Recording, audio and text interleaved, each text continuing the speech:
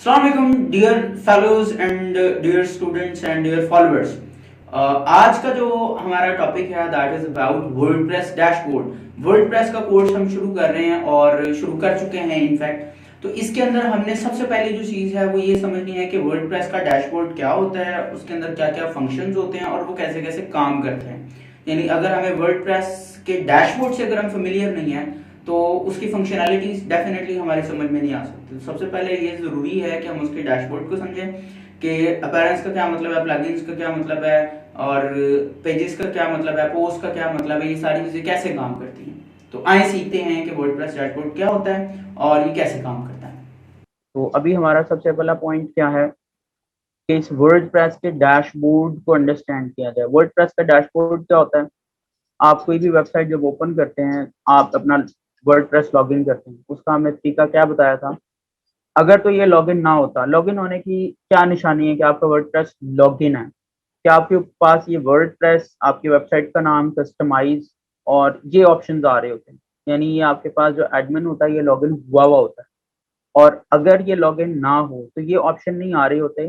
फिर आपने अपनी वेबसाइट का हमने क्या सीखा था, /WP-admin। WP-admin आप लिख के एंटर दबाएंगे और उसके बाद लॉगिन पासवर्ड वाली स्क्रीन आएगी जो आपने वर्डप्रेस इंस्टॉल करते हुए लॉगिन पासवर्ड रखा होता है, वो आपने सिंपल एंटर करना है। तो फिर जाके वेबसाइट लॉगिन होती है, यानी ये डैशबोर्ड आपके सामने आता है। क्योंकि लॉगिन पहले से है तो WP-admin लिखने से डैशबोर्ड ओपन हो गया हमारे पास।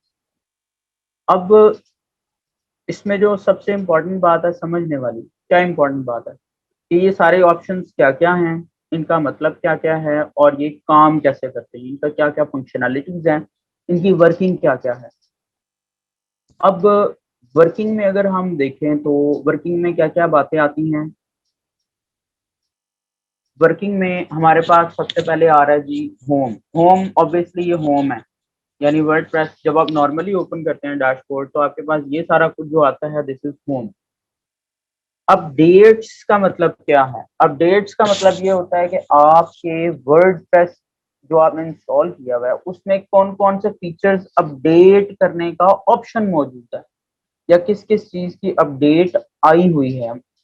वो कोई प्लगइन हो सकता है, वो कोई थीम हो सकता है, वो वर्डप्रेस इटसेल्फ हो सकता है। जैसे इसमें अभी वर्डप्रेस करंट वर्जन जो है वर्ड वर्ड 5.7.1 है, वो वही लेटेस्ट है। इसके अंदर जो है ना वो प्लग इन अपडेट करने का ऑप्शन, यानी अपडेट से आपकी वेबसाइट में क्या अपडेट होने वाला है बैकएंड में, वो सारे इधर ऑप्शन आते हैं। इनसाइट्स कहते हैं आपकी वेबसाइट पे आई हुई ट्रैफिक को, यानी आपकी वेबसाइट के ऊपर कितने लोग विजिट कर चुके हैं, कितने लोगों ने स्टे किया, कितनी देर कौन सा पेज खोला, ये सब इनसाइट्स में आता है। तो डैशबोर्ड में होम का मतलब आपके वर्डप्रेस का होम है, और इनसाइट्स का मतलब क्या है कि ये अक्सर आपके पास आता रहेगा। इसको आपने ऐसे ही बस रिजॉल्व दिस इशू पे क्लिक करके चाहे इसको आप क्रॉस कर दें और सिंपल रिपोर्ट्स पे क्लिक कर लें, यानी ये इनसाइट्स एक प्लगइन है बेसिकली। अब प्लगइन और थीम्स क्या होते हैं, just a second, we are using ad blocker on this website.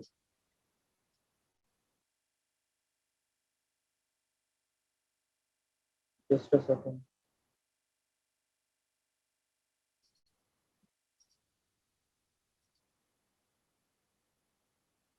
Add blocker चल रहा था। एड ब्लॉकर क्या होता है? क्रोम की एक्सटेंशन होती है ऑब्वियसली एड वगैरह को ऑफ करने के लिए जो एड्स आती है। अभी भी वो यही कह रहा है कि you are using an ad blocker. तो ये दो एड ब्लॉकर और लगे हुए हैं।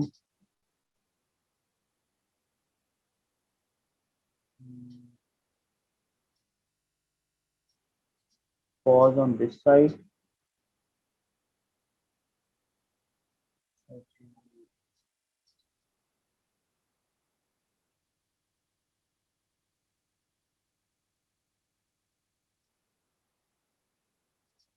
ओके, अब मैंने एड ब्लॉकर सारे के सारे ऑफ किए हैं तो हमारे पास ये सेटअप आया। क्योंकि अभी ये इंस्टॉल नहीं हुआ तो इसलिए ऐसे दिख रहा है। अच्छा, डैशबोर्ड में हमारे पास होम, अपडेट्स, डैशबोर्ड में हमारे पास क्या क्या है, होम अपडेट्स और इनसाइट। अब उसके नीचे ऑप्शन है पोस्ट का। अब पोस्ट क्या होती हैं, जो आपके जितने भी ब्लॉग्स बने होते हैं, ब्लॉग्स, वो आपकी पोस्ट। जैसे आप लोगों को सिर्फ समझाने के लिए, आई ओपन इट। अब ये हमारे सामने क्या आएगा, अगर हम पोस्ट में देखें तो हमारे पास एक ही पोस्ट है, ऑल में वन है, पब्लिश में वन है, और वो है हेलो वर्ल्ड। तो वो ये है, ये लिखा हुआ है हेलो वर्ल्ड बाय एडमिन। 16 अप्रैल को हमने इसको इंस्टॉल किया है, तो ये उस दिन का आ रहा है। यानी पोस्ट क्या होती हैं, आपके जितने आर्टिकल्स और ब्लॉग्स होते हैं वो पोस्ट कहलाती हैं। और इसको आप नई भी क्रिएट कर सकते हैं, यानी नए आर्टिकल्स ऐड करने हैं तो ऐड न्यू से, एडिट करना है तो वो हम कर। अच्छा, आप लोगों को कहाँ से आवाज नहीं आई, किस जगह से, मतलब किस पॉइंट से आपको आवाज आना बंद हुई, जल्दी से बताइएगा। किस स्क्रीन से चले ये बता दें। स्क्रीन तो चल रही होगी, माइक म्यूट हो गया था। पोस्ट मतलब, अच्छा जब क्रिएट किया, ओके फाइन, हम यहाँ से वापस आते हैं।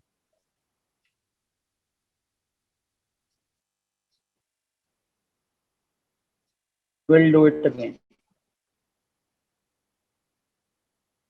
अच्छा जी, हम लोग बात कर रहे थे पोस्ट की।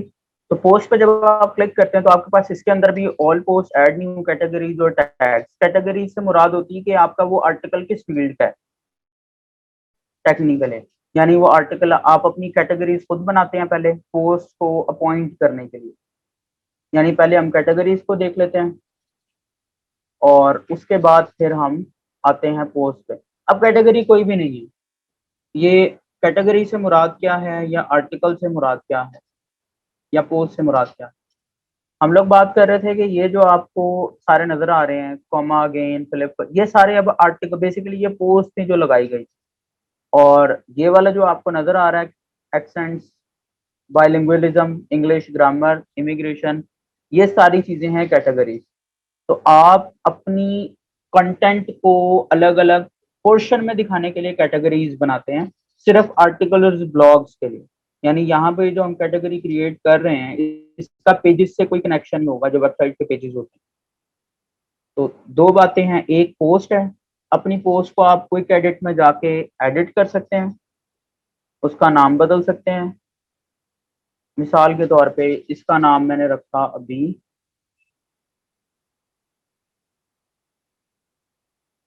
डिजिटल आईबैक्स होम पेज, आप लोगों को ऐसे समझाने के लिए। कैटेगरीज इसकी मैंने अनआइडेंटिफाइड कर और अपडेट कर दिया। अब अगर मैं इस वेबसाइट को रिलोड करूं तो वहां पे हमें नजर आएगा, ये नजर आ गया डिजिटल आईबैक्स होम पेज। अब इसको अनकैटेगराइज्ड है, किसी कैटेगरी में डालना है तो डेफिनेटली हम कैटेगरी के ऑप्शन में जाके ये जो कैटेगरीज हैं, यहाँ से जाके कोई नई कैटेगरी बना सकते हैं। बिल्कुल, मैं इसमें लगाता हूँ अर्निंग का कैटेगरी, यानी जो अर्निंग से मुतालिक आर्टिकल्स या पोस्ट हैं वो सिर्फ अर्निंग में नजर आएंगे, और किसी और टॉपिक से मुतालिक है तो उसमें नजर आएंगे। ये जो पेरेंट कैटेगरी से मुराद होती है, अगर आप किसी इस कैटेगरी को किसी कैटेगरी की सब कैटेगरी बनाना चाहते हैं, यानी मेन कैटेगरी है अर्निंग, अब उसमें अब दो कैटेगरीज बन गई, ऑफलाइन और ऑनलाइन। तो ये मेन कैटेगरी है, और अगर मैं ऑनलाइन अर्निंग बनाऊंगा तो पेरेंट कैटेगरी में उसकी यहाँ से सेलेक्ट कर लूंगा अर्निंग। अभी अगर मैं इसको ऐड न्यू कैटेगरी करता हूँ, देखिए अर्निंग की कैटेगरी बन गई। अब अगर मैं यहाँ पे लिखता हूँ ना ऑनलाइन अर्निंग, और पेरेंट कैटेगरी में डाल देता हूँ अर्निंग, तो अब देखें वो उसके साथ नीचे नजर आएगा, यानी अर्निंग के नीचे लाइन के साथ वो ऑनलाइन अर्निंग लिखा हुआ है। तो ये अब आप अपने आर्टिकल्स जिस मर्जी, यानी पोस्ट होती है, ऐड न्यू पे जाते हैं तो आपके पास पेज आता है जिसमें आप अपना टाइटल ऐड कर सकते हैं। यानी अब ये कोई नई पोस्ट है। बिल्कुल, इस पोस्ट का नाम मैं रखता हूँ ऑनलाइन अर्निंग बेस, ठीक है। और इसमें कंटेंट बिल्कुल मैंने लिख दिया कोई, ये आपको समझाने के लिए सिर्फ कंटेंट में भी कॉपी पेस्ट करने लगा ताकि आपका थोड़ा सा कॉन्सेप्ट बन जाए कि इन सब का मतलब क्या है।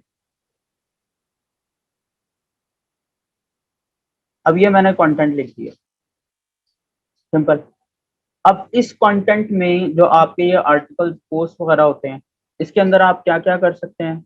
इसके अंदर आप एक तो इनको अंडरलाइन कर सकते हैं, मसलन मैं इसको सेलेक्ट करके बोल्ड करना चाहूँ, मैं बोल्ड कर सकता हूँ,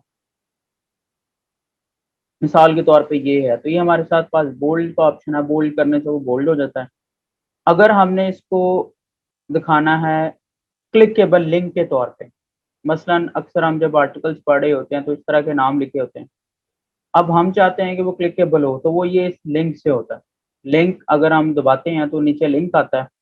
अब यहाँ पे आप कोई भी वेबसाइट का अपना जो लिंक है, जो आपका वो पॉइंट था, वो आप ऐड कर देते हैं, तो अब ये क्लिकेबल हो गया। यानी जब अगर हम इसको पब्लिश करेंगे तो जब भी इस पे क्लिक होगा तो वो google.com खुलेगा, क्योंकि हमने गूगल का लिंक लगा दिया। तो ये हमारे पास बेसिक बेसिक अभी मैं आपको ऑप्शन बता रहा हूँ, बोल्ड, इटैलिक, लिंक वगैरह करना। अब जब तक आप इसको पब्लिश नहीं करेंगे ये पब्लिश नहीं होगा। पब्लिश हो गया। अब हम अगर इसको व्यू करें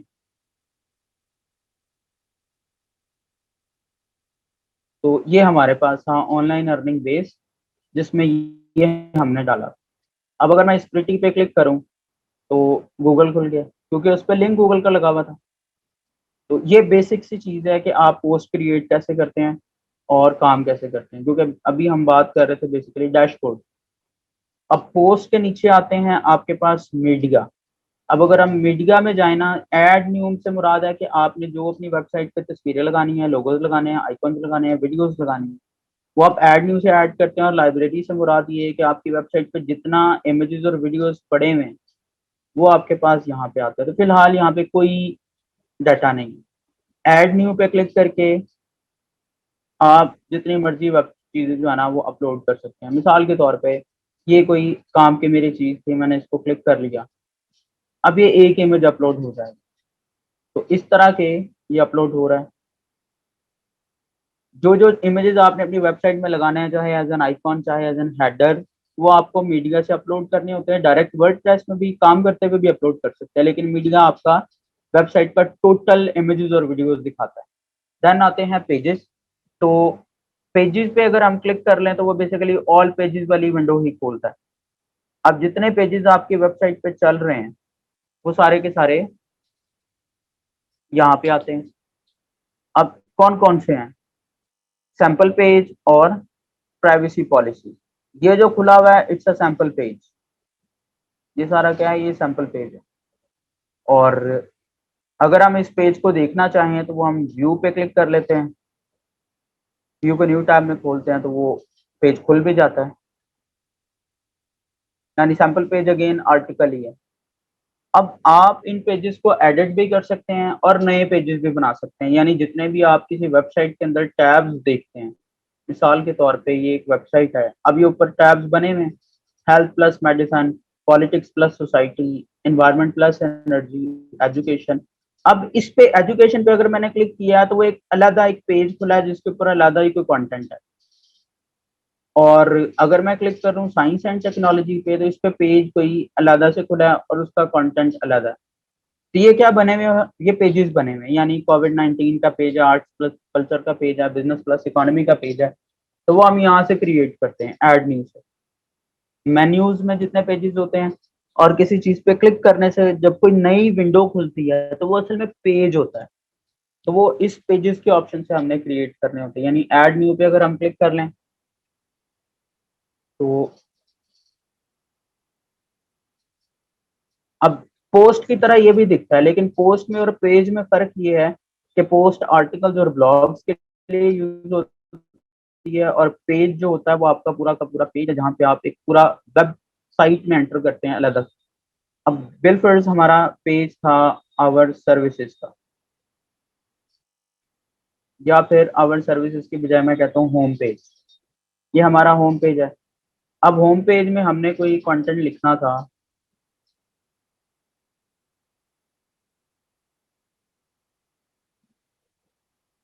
बिल फर्स्ट, ये मैंने कंटेंट यहाँ पे लिखा, वो ऑलरेडी क्लिकेबल भी है। अब इसके अंदर हमारे पास एक्स्ट्रा ऑप्शंस भी हैं अपने पेज को मैनेज करने के लिए, और कौन कौन से ऑप्शन है? आप इंसर्ट आफ्टर मतलब चीजें कॉपी कर सकते हैं, डुप्लीकेट कर सकते हैं, एडिट एज एचटीएमएल कर सकते हैं, पूरा का पूरा ब्लॉक रिमूव कर सकते हैं, कंटेंट का ग्रुप बना सकते हैं। अब इसमें अगर कोई इमेज आपने ऐड करना है तो करने को आप इमेज भी ऐड कर सकते हैं। मिसाल के तौर पे मैं ये हेलीकॉप्टर वाला कोई इमेज है, इसके अंदर ये आई वाज थिंकिंग मैं इससे इमेज ले लेता हूँ। हम गूगल में सर्च करते हैं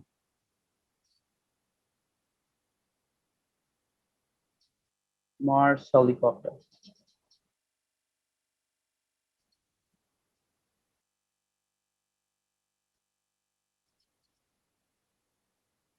आप सिंपल डायरेक्ट गूगल से लेके भी ऐड कर सकते हैं और अपलोड भी कर सकते हैं। अब मैंने कंट्रोल भी किया, वो पूरा का पूरा इमेज प्लेस हो गया।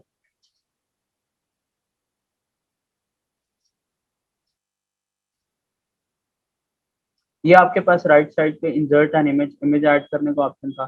पेज बेसिकली ये था जिसके अंदर हमारे पास क्या क्या था, पेंडिंग रिव्यू में डालना है, क्या करना है इसका। और ब्लॉक से मुराद ये है कि इसके अंदर ये जो पोर्शंस बने होते हैं इनको ब्लॉक कहते हैं। यानी ये कोई और ब्लॉक है, ये जो मैंने नीचे ये इस पे क्लिक किया, ये कोई और ब्लॉक है, और ये कोई और ब्लॉक है। ये अभी हम सिंपल पेजेस क्रिएट करने की बात कर रहे हैं। वेबसाइट्स में जो पेजेस होते हैं वो बड़े डायनेमिक होते हैं, वो उनके अंदर चीजें मूव हो रही होती हैं, वो कलरफुल होते हैं, शेडोज लगे होते हैं, वो हम बाद में सीखेंगे। अब इसको बिलफर्ज मैंने किया पब्लिश। अब ये मैंने क्या बनाया है, पेज बकायदा। यानी अगर मैं वर्डप्रेस में वापस जाऊं पेजेस में, तो ये हमारे पास अब होम का नया पेज बना है। और इसको अगर मैं देखना चाहूँ तो इट्स लाइक दिस। अब ये साइटों पे क्यों आ रहे हैं? बज़ाहिर आपको कोई फर्क नहीं लगेगा, आप कहेंगे आर्टिकल्स भी तो ऐसे ही दिख रहे थे, ये जो ऑनलाइन अर्निंग वाला है ये भी तो वैसा ही दिख रहा है, इसमें भी इमेज प्लेस हो जाता तो ऐसा दिखता। इसके अंदर डेट बाय एडमिन ये सारा कुछ आ रहा होता, और पेज के अंदर ये नहीं आता कि पेज किसने लगाया, उसमें सीधा सीधा कंटेंट आता है। तो ये दो बेसिक डिफरेंस है। अब ये क्यों आ रहा है ये सारा? वो इसलिए आता है कि आपके इस पेज की जो सेटिंग है वेबसाइट के पेज की, हम अभी हम कस्टमाइज से जाके देखेंगे, वो हुई हुई है ब्लॉग वाली। तो इसलिए साइड में ये रीसेंट पोस्ट और ये सारे ऑप्शन आ रहे हैं। अगर मैं उस वहां से जाके सेटिंग होम पेज की कर दूं, ये होम तो यही आएगा, फिर साथ में ये वाले ऑप्शन नहीं आएंगे। एक बात तो ये है। दूसरी बात ये है कि अगर हम क्विक एडिट में जाएं तो इसके अंदर टेम्पलेट कौन सा है, डिफॉल्ट टेम्पलेट। डिफॉल्ट टेम्पलेट जब भी होता है ना तो साइड में ये खुद ही आते हैं, रीसेंट कमेंट्स, आर्काइव्स, कैटेगरीज वगैरह। अगर आपको ये सब कुछ नहीं चाहिए, आपको सिंपल पेज चाहिए, तो फिर आप बिलफर्स होम पेज या फुल विड्थ ये सेटिंग करते हैं। फुल विड्थ अगर मैं करके अपडेट करता हूँ, किसको किया मैंने, होम को। अब मैं इसको रीलोड करता हूँ, अब देखेंगे वो साइट पे कोई ऑप्शन नहीं आ रहा। अब वो सारे के सारे ऑप्शन खत्म हो गए। क्यों? क्योंकि मैंने पेज का क्विक एडिट में जाके उसका टेम्पलेट ही बदल दिया। जब वो डिफॉल्ट था तो वो साथ में ब्लॉग्स और वो ऑप्शन आ रहे थे। जब मैंने फुल विड्थ कर दिया तो मेरा पेज अब फुल विड्थ है, दोनों साइड से फैला हुआ। तो पॉइंट ये है कि पेजेस क्रिएट कैसे होते हैं और उनका टेम्पलेट कैसे बदलते हैं। नए पेजेस आप जितने मर्जी बना सकते हैं, इनको मेन्यूज में ऐड करना इज अ सेकेंडरी थिंग। कि वो इस मेन्यू की तरह जैसे इसमें ऊपर आ रहे हैं, यहाँ कैसे आते हैं वो एक अलग बात है। अभी बात की है कि पेजेस कैसे क्रिएट होते हैं। देन है कमेंट्स। तो कमेंट से मुराद ये है कि आपकी वेबसाइट पे जितने भी कमेंट्स हुए होते हैं ओवरऑल, चाहे आपके ब्लॉग्स पे चाहे आपके आर्टिकल्स पे, वो आपको यहाँ नजर आते हैं इन कमेंट्स के अंदर। जैसे ये कोई एक ही कमेंट है फिलहाल कि hi this is a comment to get started with moderating editing, मतलब डेमो कमेंट हुआ। ये डब्ल्यूपी फॉर्म्स है, ये हम प्लगइन्स के पोर्शन में जाकर सीखते हैं। देन डैशबोर्ड में जो सबके पास आना ही आना है, वो post, media, pages, appearance, plugins, users, tools, all in one और सेटिंग्स, ये सबके पास आता है जब आप वर्डप्रेस इंस्टॉल करते हैं। अब अपीयरेंस से मुराद क्या है? आपकी वेबसाइट की जो सारी की सारी लुक है ना, वो यहाँ से मैनेज होनी है। जिसमें कितने ऑप्शंस हैं, themes, customize, widgets, menus, header, background, theme editor, auto shape, about shape link. अब अगर हम जाते हैं ना थीम्स में, थीम्स को हम सबसे पहले एक्सप्लोर करते हैं। थीम्स पे क्लिक करते हैं तो क्या आता है कि आपकी वेबसाइट पे जितने थीम्स इंस्टॉल होते हैं वो सारे के सारे आ जाते हैं। अब जो एक्टिव होता है ना वो हमेशा पहले नंबर पे नजर आता है, जो एक्टिव नहीं होते वो आगे आगे नजर आते हैं। अब थीम्स क्या होते हैं?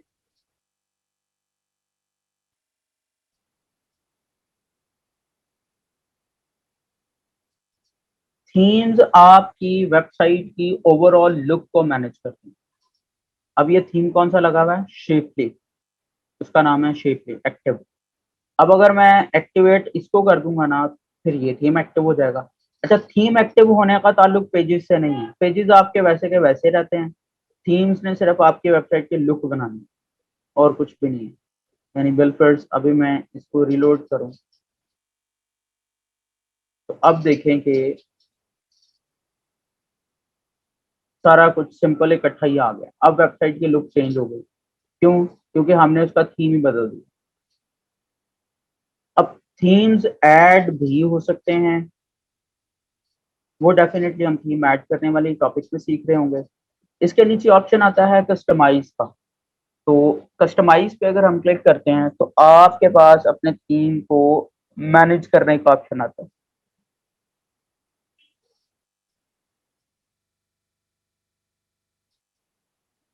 अभी मैं कौन सा थीम लगा रहा हूँ, अभी मैं वापस जाके शेपली एक्टिव करता हूँ। वो इसलिए कि आपको समझ आ सके। अब कस्टमाइज में अगर हम गए, देखें इसके अंदर ऑप्शंस डिफरेंट हैं। जो पहले मैंने थीम लगाया था उसके अंदर तो 3-4 ऑप्शन आए थे, इसमें तो बहुत सारे ऑप्शन आए हैं। तो ये सारे, अब इसमें मेन चीज क्या है, वो जो पेज आपका कैसा दिखता है वो इस होम पेज सेटिंग की वजह से दिख रहा होता है। चलें थीम ऑप्शन से हम शुरू करते हैं। थीम ऑप्शन से मुराद क्या है कि आपकी साइट आइडेंटिटी, जो लोगो होता है। अब अगर हम देखें कि ये जो लिखा हुआ है digital ibex just another WordPress website, वो असल में इस कस्टमाइज से जाके हमने ठीक करना होता है। अब यहाँ पे अगर मैं अपना वेबसाइट का नाम लिख के यहाँ पे अपनी टैगलाइन लिख दूँ तो वो नजर आएगी इस वेबसाइट की हमें इस जगह पे। और अगर हम अपना लोगो लगाना अपनी वेबसाइट का कोई सा, तो फिर आप वो सेलेक्ट लोगो से लोगो अपडेट कर लेते हैं बाकायदा। अब मीडिया लाइब्रेरी में तो एक ही इमेज होगा, जो अभी हमने अपलोड किया था थोड़ी देर पहले, वो एक ही इमेज पड़ा हुआ है। अगर हमने लोगोज अपलोड करने हैं तो हम अपनी सिचुएशंस के मुताबिक हर जगह में हमारे पास ऑप्शन यूजुअली आता ही आता है। मिसाल के तौर पे, this is just to make you understand. अब ये कोई लोगो है, मैंने अपलोड कर लिया और इसको मैंने सेलेक्ट कर लिया, और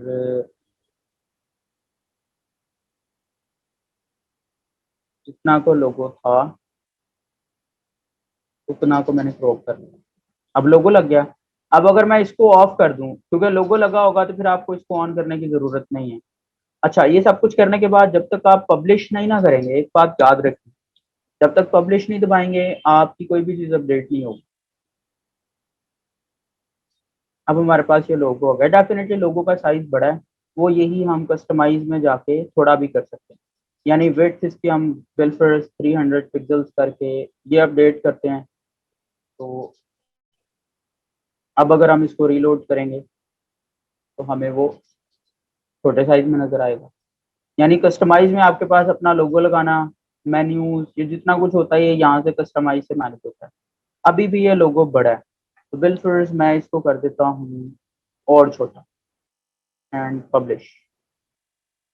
अब अगर मैं इसको रीलोड करूँ तो वो छोटा हो गया। तो ये तो अभी सिर्फ हम बात कर रहे हैं कस्टमाइज में साइट आइडेंटिटी की। देन ये जो साइट आइकॉन का ऑप्शन होता है, साइट आइकॉन में, साइट आइकॉन से क्या मुराद है, जैसे ये गूगल में जी बना हुआ है, इस वेबसाइट में भी वर्डप्रेस बना हुआ है डब्ल्यू, यहाँ पे ये एक ऑरेंज सा निशान है और यहाँ पे फिर जी है।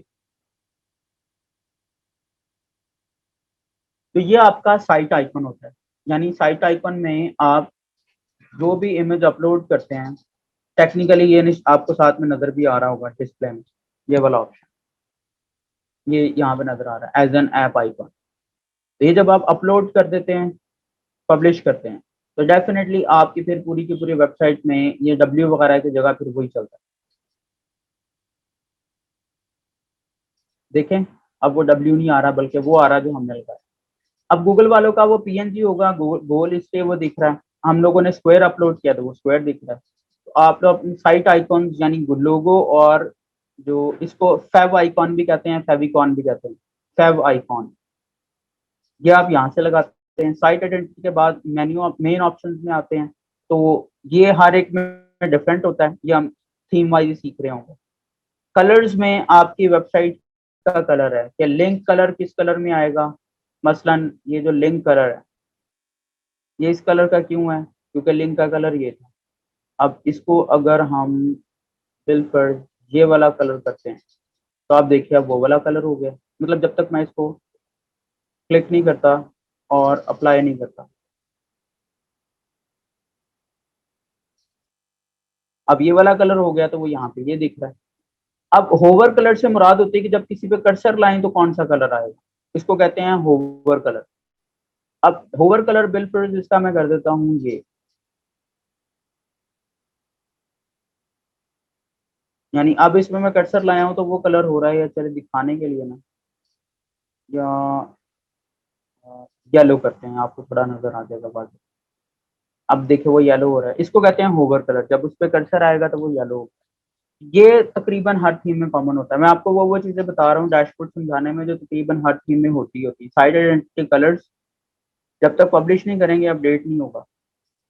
उसके नीचे आता है ब्लॉग सेटिंग, और ब्लॉग सेटिंग से मुराद ये है कि ये जो हमारे पास ये सैम्पल पेज है, ये ऑनलाइन अर्निंग है, ये सारा हमारा ब्लॉग है। ये हम अपनी मर्जी से कर सकते हैं कि किस तरह दिखाना है। जब हमारे ब्लॉग ऑन करेगा तो सिर्फ ग्रिड्स दिखें, ग्रिड कहते हैं बॉक्सेस की सूरत में, लार्ज इमेज एंड ग्रिड, या सिर्फ लार्ज इमेज। यानी वो जो ब्लॉग्स हमारे व्यूअर को दिख रहे होंगे तो वो किस फॉर्मेट में दिखेंगे, ये भी जब हम ब्लॉग्स पे प्रॉपर बात करेंगे तो तभी बात करेंगे। अभी कस्टमाइज में आपको समझने वाली चीज़ है थीम सेटिंग में साइट आइडेंटिटी वगैरह, और home page setting. Home page setting में योर लेटेस्ट पोस्ट, अगर देखें तो जब मैं डिजिटल आईबैक्स पे क्लिक करता हूँ तो हमारे पास ये दो ब्लॉग्स आ रहे हैं, एक ऑनलाइन अर्निंग बेस हमने बनाया था और एक डिजिटल आईबैक्स होम पेज। अब ये दोनों आ रहे हैं, क्यों आ रहे हैं, क्योंकि यहाँ से होम पेज की सेटिंग है योर लेटेस्ट पोस्ट। अगर आपने अपना होम पेज एक पेज रखना है कि वेबसाइट खुले तो वो एक स्पेसिफिक पेज आए, फिर आप इसको स्टैटिक पेज कर लेते हैं। स्टैटिक पेज कौन सा, मिसाल के तौर पे मैंने पेजेस जो भी बनाए हैं, एक तो सैंपल पेज था पेज, और एक होम का मैंने क्रिएट किया था। अब अगर मैं इस होम को पब्लिश कर दूं, तो अब देखें कि वेबसाइट ओपन करने पे ऊपर लोगो लगा हुआ है, होम का पेज आया और होम वाला कंटेंट आया। सिंपल सी बात है। यानी कस्टमाइज के ऑप्शन से आपने सिर्फ स्टैटिक पेज करना है, और पेजेस होंगे तो डेफिनेटली यहाँ से आपको पेज सेलेक्ट करेंगे। पेज पहले क्रिएट करना होगा और पब्लिश करने से वो एक्टिव हो जाएगा। तो ये हमारे पास सिंपल 2 से 3 चीजें थी जो कस्टमाइज में समझने वाली हैं वर्डप्रेस के डैशबोर्ड में। अब अगर हम वापस आते हैं तो इसमें विजेट्स और मेन्यूज, ये हम प्रॉपर मेन्यूज क्रिएट करने के टाइम पे सीखेंगे, हेडर और बैकग्राउंड भी, और थीम्स को एडिट करना भी। इसके नीचे प्लगइन्स आते हैं। तो अगर हम प्लगइन्स पे क्लिक करें तो प्लगइन्स क्या करते हैं, प्लगइन्स आपकी वेबसाइट की फंक्शनैलिटी है। थीम आपकी वेबसाइट की लुक है और प्लगइन्स आपकी वेबसाइट की फंक्शनैलिटी है। यानी आप अपनी वेबसाइट में जो कुछ करना चाह रहे होते हैं उसके लिए आप अलग-अलग प्लगइन्स लगाते हैं।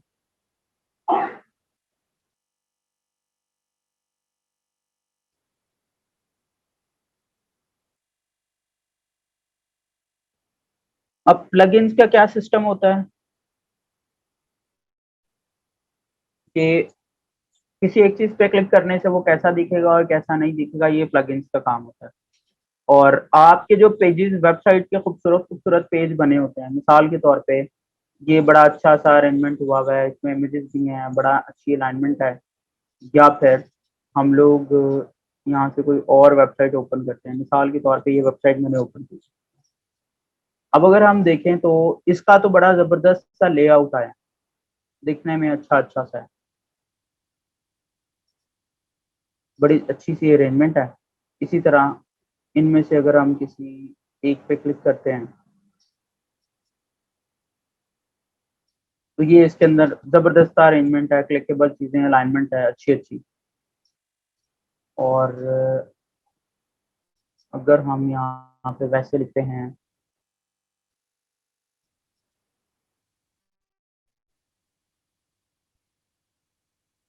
ऑनलाइन स्टोर,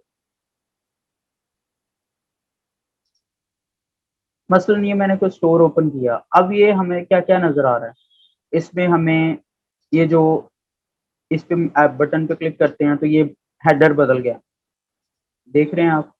अब हेडर चेंज होना क्या है, ये प्लगइन की मदद से है। ये वेबसाइट में खुद वर्डप्रेस में ऑप्शन नहीं होता चीजों को ऐसे ही घुमाना फिराना, ये किसी प्लगइन की हेल्प से है।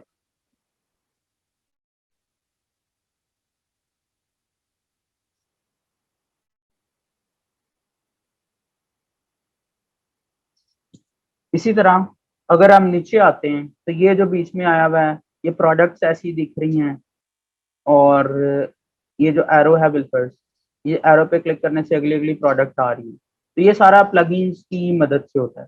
ये जो नीचे कीमत दिख रही है, अब ये दो दिख रहे हैं, दो पोर्शन, ये सारा एक ही पोर्शन है प्रोडक्ट की लिस्ट, और ये अलग पोर्शन है, ये अलग पोर्शन है। तो ये सब प्लगइन्स की मदद से होता है। यानी आपकी वेबसाइट के अंदर जितनी फंक्शनैलिटी, एनिमेशन, ये सारा कुछ प्लग से जितना कुछ लगता है, तो ये नए भी ऐड हो जाते हैं, जैसे थीम ऐड होते हैं, प्लगइन भी हो जाते हैं। यूजर से मुराद ये है कि आपकी वेबसाइट को कौन कौन मैनेज कर रहा है। तो अभी ये कि यूजर है, ये जो एडमिन है, यहाँ पे भी आपको नजर आ रहा है एडमिन, और यहाँ पे भी नजर आ रहा है। अच्छा, आप जो है वो नए यूजर्स भी ऐड कर सकते हैं। नए यूजर जरूरी नहीं है एडमिन हो जो आपकी वेबसाइट चला सकते हो, कोई भी हो सकता है। मसलन आपको पता है कि आपके वेबसाइट में आपने स्टोर बनाना है, तो वहां पे अब कौन कौन हो सकता है, वहां पे यूजर आपका क्लाइंट भी हो सकता है, तो आप यूजर नेम क्लाइंट बना लेंगे। वो अलग बात है, इसको फंक्शनैलिटी आप कोई नहीं देंगे, इसका रोल क्या क्रिएट करेंगे आप, एज अ सब्सक्राइबर। यानी एक ऑप्शन तो ये है ना कि मैं जो भी उसका बनाऊं, मैं उसको एडमिनिस्ट्रेटर बना दूं, मैं एडिटर बना दूं, ऑथर बना दूं, कंट्रीब्यूटर, सब्सक्राइबर। सब्सक्राइबर से मुराद ये है कि जो यूजर आता है, कोई भी विजिटर आता है। अब अगर मैं ये रोल क्रिएट कर दूं, मिसाल के तौर पे मैंने फर्स्ट नेम वगैरह कुछ भी नहीं लिखा, और पासवर्ड जो है ना, ये सिर्फ और सिर्फ एहतियातन कॉपी किया।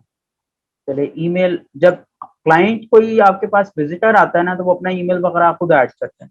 लेकिन अभी हम चूंकि बना रहे हैं किसी को, तो खुद ऐड कर रहे हैं यूजर। तो मिसाल के तौर पे मैंने यहाँ पे लिख दिया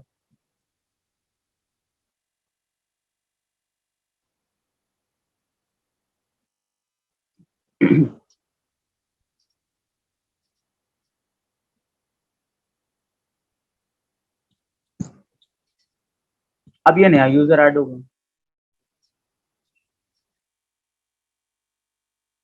अब एडमिनिस्ट्रेटर वही है जो जिसकी मेन ईमेल थी, जिसपे हमने ट्रिपल वेब ऐप का अकाउंट बनाया। क्लाइंट जो है वो सिर्फ सब्सक्राइबर होगा, यानी वो कुछ भी नहीं कर सकता।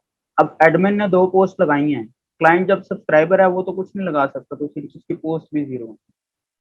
तो यूजर्स में आप अपनी वेबसाइट को मैनेज करने के लिए किसी को बना भी सकते हैं, यानी बगैर उसको लॉगिन पासवर्ड दिए, तो वो खुद भी मैनेज कर सकते हैं। उसके बाद टूल्स हैं। तो टूल से मुराद ये है कि आपकी वेबसाइट की हेल्प, आपने अपनी पूरी की पूरी वेबसाइट एक्सपोर्ट करनी है, इंपोर्ट करनी है, ये सारे के सारे ऑप्शन आपके पास टूल्स में आते हैं। और ये एक प्लगइन है, ये भी हम प्लगइन के टाइम पे सीखेंगे। और सेटिंग, सेटिंग आपकी वर्डप्रेस की सेटिंग है कि आपने इसके अंदर क्या क्या रखना है, लैंग्वेज कौन सी यूज होगी, रीजन की क्या सेटिंग है, साइट का नाम क्या है, इसमें एडमिन का ईमेल एड्रेस क्या है, ये चीजें आपके पास आती हैं। यानी वेबसाइट का लिंक क्या है। कोई भी जो नया यूजर आता है, कोई सब्सक्राइब दबाता है, तो वो सब्सक्राइबर बनेगा, वो एडमिन नहीं बन रहा होगा। डेट की सेटिंग, टाइम की सेटिंग, ये सारी चीजें हम खुद कर सकते हैं, यानी ये जनरल सेटिंग है। राइटिंग में अगर हम आते हैं तो राइटिंग से मुराद ये है कि आपके मेलिंग अकाउंट्स क्या होंगे, आपका मेल सर्वर कौन सा होगा, आपको ईमेल अगर आएगी तो वो कहाँ आएगी, आप भेजेंगे तो कैसे भेजेंगे। रीडिंग की बात करें तो इसमें आपके पास ऑप्शन आ गया कि पेजेस की सेटिंग क्या होगी, एक पेज में कितनी पोस्ट दिखनी चाहिए और कितनी आइटम्स दिखनी चाहिए, और पूरा का पूरा टेक्स्ट नजर आए कि थोड़ी सी समरी नजर आए। और सर्च इंजन विजिबिलिटी का मतलब ये है कि अगर, ये बात बड़ी अहम है और समझने वाली, जब आप कोई वेबसाइट बना रहे होते हैं ना तो गूगल उसको क्रॉल कर रहा होता है साथ साथ। हमने इसको कर लेना होता है डिस्करेज सर्च इंजन, कि वो आपकी वेबसाइट को फिर इंडेक्स ही नहीं करता, खाते में ही नहीं लाता जब तक आप एक्टिव नहीं इसको करते। तो ये बड़ी अहम बात है, जब भी आप कोई वर्डप्रेस की वेबसाइट बनाएं, जब वो वेबसाइट अपनी तरफ से आप अभी बना रहे होते हैं, कंटेंट पूरा नहीं आया होता, ये अगर अनचेक है तो आपकी वेबसाइट को गूगल क्रॉल करेगा। क्रॉल कहते हैं एसईओ के लिए, गूगल रीड करेगा, बकायदा आपके पेजेस को देखेगा कि आप क्या कर रहे हैं। अब जब उस पर कोई क्वालिटी चीज नहीं ना होगी तो गूगल कहेगा फाड़ेगा। तो इसलिए हमने इसको लाजमी टिक कर लेना है ताकि हमारी वेबसाइट अभी इंडेक्स ही ना हो गूगल में, सर्च इंजन में आए ही ना फिलहाल, जब तक उस पर सारा कंटेंट हमारी तरफ से फाइनल नहीं होता था। इसको सेव चेंजेस कर लेते हैं हम। और डिस्कशन से मुराद ये है कि आपने क्या क्या करना है। आपको नोटिफाई होना चाहिए, मतलब अपनी बेसिक पूरी की पूरी सेटिंग है। मीडिया में आपकी मीडिया की सारी साइजेस आते हैं, इमेजेस किस साइज में अपलोड होने चाहिए, उनके डायमेंशन क्या होने चाहिए, मसलन थंबनेल साइज क्या होना चाहिए, 150 बाय 150, मीडियम साइज क्या होना चाहिए, 300 by 300, large size 120, 1024 by 1024 pixel. मतलब ये सेटिंग है कि हम इमेजेस का सेटिंग क्या रखेंगे। पैरा लिंक्स का मतलब ये है कि जो लिंक्स उसके अंदर लगे होते हैं पेजेस में, उनकी क्या फंक्शनैलिटी हो, स्ट्रक्चर उसका कैसा दिखेगा। एंड यानी इन सब को आपको चेंज करने की जरूरत नहीं है सिवाय इस रीडिंग में वो इंडेक्स बंद करने के। और प्राइवेसी से मुराद क्या है कि आपकी वेबसाइट की प्राइवेसी सेटिंग क्या है, या आप खुद की नई पॉलिसी क्रिएट कर सकते हैं। प्राइवेसी पॉलिसी पेज इसको कहते हैं। जरूरत पड़ती भी है लेकिन टेक्निकली ऐसे जरूरत नहीं पड़ती। हाँ, अगर आपका कोई ऑनलाइन स्टोर है तो फिर आपको प्राइवेसी पॉलिसी क्रिएट करना पड़ता है कि हमारी क्या क्या पॉलिसीज हैं, रिटर्न पॉलिसी क्या है, हम किस तरह डील करते हैं चीजें। और ये जो नीचे कोलैप्स मेन्यू है, इस पे क्लिक करते हैं तो सारा कुछ मिनिमाइज हो जाता है, इसी पे क्लिक करते हैं तो वापस खुल जाता है। तो ये तो बेसिक लेआउट है या बेसिक अंडरस्टैंडिंग है वर्डप्रेस के डैशबोर्ड की, कि इसके अंदर क्या क्या काम होता है और किस किस तरह से चीजें दिख रही है। अब यहाँ तक समझने में कोई प्रॉब्लम है तो वो डेफिनेटली आप पूछ सकते हैं। अब इसको आप प्रैक्टिस कैसे करते हैं, आप पेजेस क्रिएट करते हैं, आप पोस्ट बनाते हैं, फिर जाके आपको ये सारी चीजें समझ आती हैं।